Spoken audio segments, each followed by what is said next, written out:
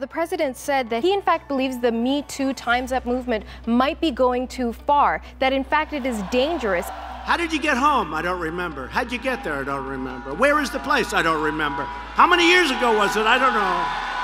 I can't change what the president has said, but I can at least put my body in the way and say, listen, don't listen to that. This is the real narrative. We have to stick together.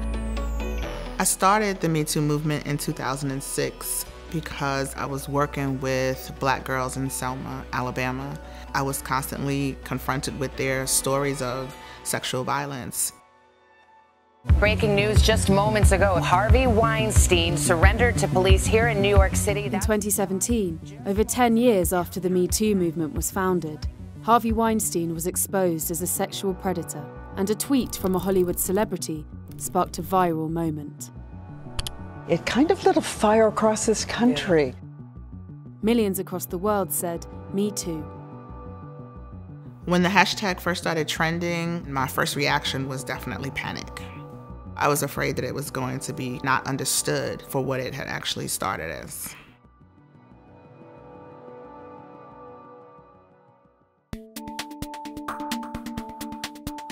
Me Too is a movement ultimately to end sexual violence. While our issue is definitely married to other issues like pay equity and gender equity, and this is specifically a movement about the spectrum of sexual violence, from sexual harassment all the way to murder. When people try to make Me Too an umbrella that covers everything that has to do with women in particular, it definitely makes it harder. The Me Too movement is not about naming and shaming.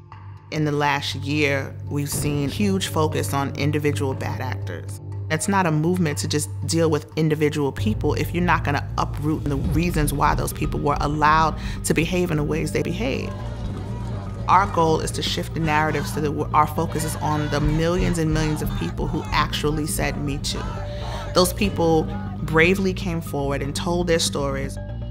By and large, what we're dealing with are people who have been so shamed into silence that they've been holding on to deep traumas for decades. Sexual violence doesn't discriminate. In the last year, people from the most marginalized groups, particularly Black and brown people, disabled people, queer people, trans people, they have been erased from the popular narrative.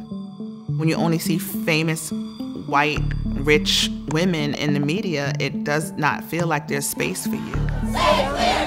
The Me Too movement is not a movement just for women. There's all the space in the world in this movement for men. This is a movement for all of us so we can live in a world together that looks different.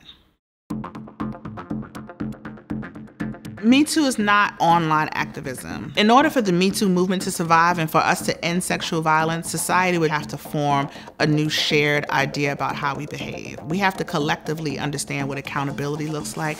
We have to collectively agree on what it means to respect somebody's humanity. Everybody has a role to play in ending sexual violence. I know what happens when we stand up together. We've seen it now, and so I'm ready to see it more.